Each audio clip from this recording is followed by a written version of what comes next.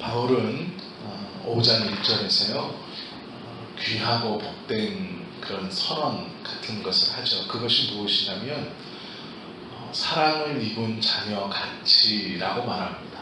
즉 사랑을 입은 자녀 같이 너희는 하나님을 본받는 자가 되라 라고 말하고 있죠. 이 말을 뒤집어서 얘기하면 이해가 더 빠릅니다. 너희가 하나님의 사랑을 입은 자이냐? 그러면 하나님을 본받아야 된다 라는 말도 되고요.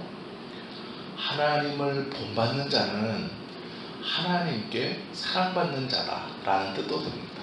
즉 하나님이 우리를 사랑하신다라는 증거들을 우리가 보여달라고 때로는 기도도 하고 또 그 확신 가운데 거하게 해달라고 나의 환경과 여건 속에서 여러 가지 기도 응답이나 마음의 평안이나 아니면 내 기준에서 무엇인가 확신을 달라고 하나님 앞에 요구할 때가 있습니다. 하나님이 진짜 나를 사랑하십니까? 라고 되묻는 경우가 있죠. 그런데 성경은 어떻게 말씀하냐면 하나님을 본받는 모습, 즉 너희의 삶과 생각과 말에서 하나님을 드러난다면 너는 하나님께 사랑받는 자이다 라는 뜻이 되는 것이죠. 이 말은 조금 더 자세히 얘기하면 우리의 생활에서 하나님이 드러나지 않으면 하나님께 사랑받는 자가 아니다 라는 말도 되는 것이죠. 즉 우리가 하나님이 나를 택하셨고 나를 사랑하신다는 확신을 주십시오 라고 기도를 하거나 이것을 들어주셔서 내 기도를 응답하셔서 내가 하나님의 사랑받는 자임을 만천하에 공개해 주시고 다른 사람으로 인정하게 해 주십시오 라고 우리가 기도하고 하나님께 요청할 때가 있죠.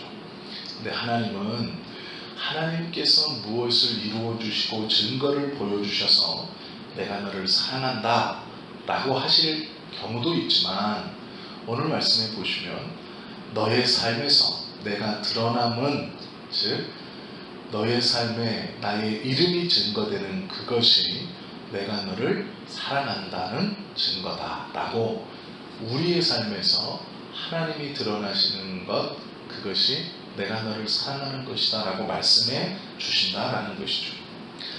우리는 하나님의 어떠한 사랑을 입은 사람들인가 우리는 다 알죠. 성경은 이렇게 말합니다. 창세 전부터 하나님의 기뻐하시는 뜻을 따라 우리가 세상을 창조하기 전부터 선택되었다는 하나님의 사랑으로 예정되었다라고 말씀하고 있죠.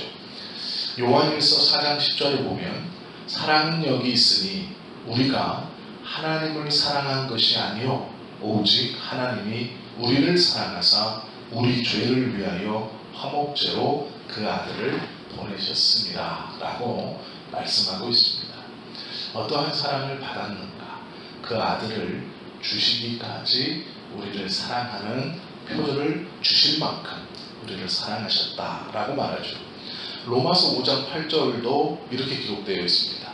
우리 죄를 위하여 그 아들을 십자가에 죽게 하심으로 우리에게 대한 하나님의 사랑을 확증하셨느니라.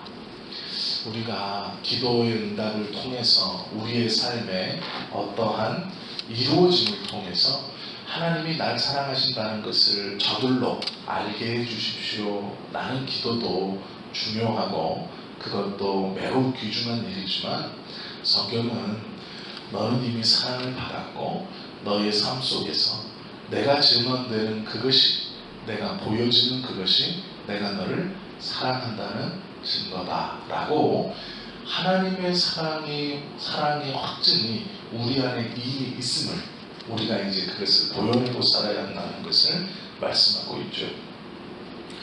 오늘 성경 말씀은 우리에게 하나님을 본받는 자가 되라 라고 말씀하고 있습니다. 왜 본받는 자가 되어야 하냐면 사랑을 받은 자이기 때문에 하나님을 본받는 자가 되어야 한다 라고 말하죠. 하나님은 내가 거룩하니 너희도 거룩하라 라고 말씀하셨고 예수님도 내 아버지의 온전함 같이 너희도 온전하라 라고 말씀하셨죠. 거룩하게 되는 것과 온전하게 되는 것, 엄밀히 말하면 우리의 힘으로 할 수 없습니다. 우리가 노력한다고 해서 거룩하게 되거나 우리가 노력한다고 해서 온전하게 될 수 없죠. 그런데 하나님도 우리에게 거룩하라 라고 말씀하시고 명령하시고, 예수님도 아버지가 온전한 것 같이 너희도 온전하라 라고 명령하신다는 것이죠. 할 수 없는 일을 명령했다라고 들을 수 있습니다. 그런데 이것을 잘 묵상해 보시면 우리의 힘으로 할 수 없는 것이기 때문에 하나님의 사랑을 힘입는 것으로만 된다라고 말씀하시는 것이죠. 사람은 원래 하나님의 형상대로 지음을 받았습니다. 그리고 하나님의 생기를 받아 살아있는 생명이 되었죠. 자녀는 아버지를 닮습니다. 자연스럽게 부모를 닮아가죠. 우리는 처음부터 하나님의 형상을 따라 지음받은 사람들이기 때문에 하나님을 닮는 것은 매우 당연하고 정상적인 겁니다. 그런데 우리는 하나님의 형상과 모습이 삶에서 드러나지 못하는 것이 당연하다라고 말할 만큼 죄의 지배를 받고 악한 자가 되었다라는 것이죠. 원래 우리는 하나님의 형상으로 지음받았으나 우리의 생각 속에, 우리의 삶 속에 이미 우리는 하나님처럼 될 수 없지라는 이 죄의 찌든 생각이 우리의 삶을 지배하고 있는 것이죠. 그러나 그렇다고 포기하고 거룩한 것이나 온전한 것을 할 수 없다고 그냥 포기하고 살면 안 되는 것이죠.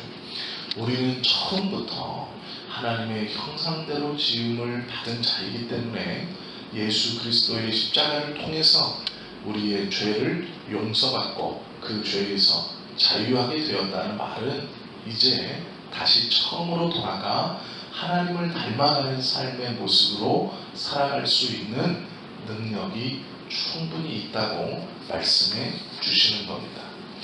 로마서 12장 2절에 보면 너희는 이 세대를 본받지 말고 오직 마음을 새롭게 함으로 변화를 받아 하나님의 선하시고 기뻐하시는 온전한 뜻이 무엇인지를 분별하라 말씀하고 있죠. 우리의 힘으로 할 수 없다라고 느끼는 것을 성경은 계속 우리에게 명령하고 있습니다. 거룩해져라, 온전해져라, 분별하라 라고 명령하고 있죠. 어떻게 이렇게 할 수 있느냐?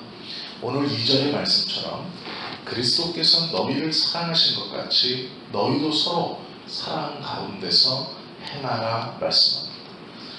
하나님께서 우리를 사랑하시는 그 귀하고 복된 사랑이 우리 안에, 내 안에, 그리고 한 교우라는 우리 안에 함께 있어 그 사랑 안에 거하면 거룩해지고 온전해지고 분별할 수 있는 그 힘이 하나님의 사랑으로 우리 안에 일어난다라고 말씀하고 있는 것이죠. 그리스도는 우리를 위해서 어떻게 사랑하셨는가? 우리를 위하여 자신을 버리사 향기로운 제물로 하나님께 드렸다라고 말합니다.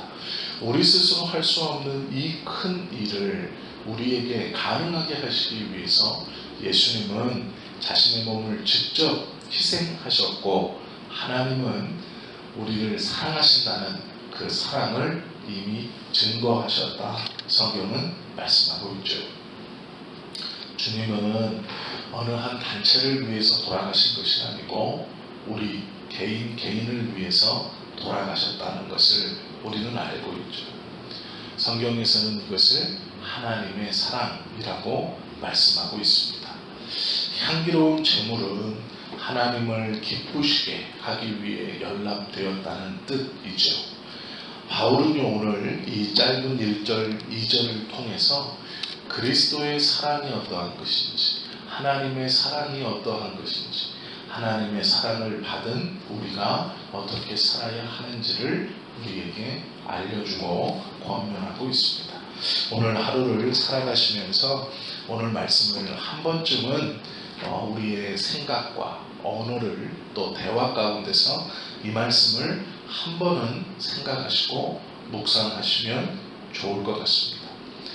사랑을 받는 자녀같이 너희는 하나님을 본받는 자가 되라 라는 이 권면의 말씀이 오늘 우리의 삶 속에서 증거되며 살아가실 수 있고, 나에게 무엇을 이루어 주셔서 하나님이 나를 사랑하신다는 것을 증거해 주시고 보여주십시오 하는 기도도 너무 귀하지만, 그것과 함께 우리 스스로 우리의 삶을 통해 하나님을 영화롭게 하고 그 하나님을 증거함으로 반대로 나의 삶에 하나님 닮음이 드러나는 것을 보니 나는 하나님의 사랑을 받고 있구나 라는 확신이 다른 사람을 통해서가 아니라 내 안에서부터 인정되어지고 고백되어지는 귀한 삶을 살아가실 수 있기를 예수님의 이름으로 축원합니다.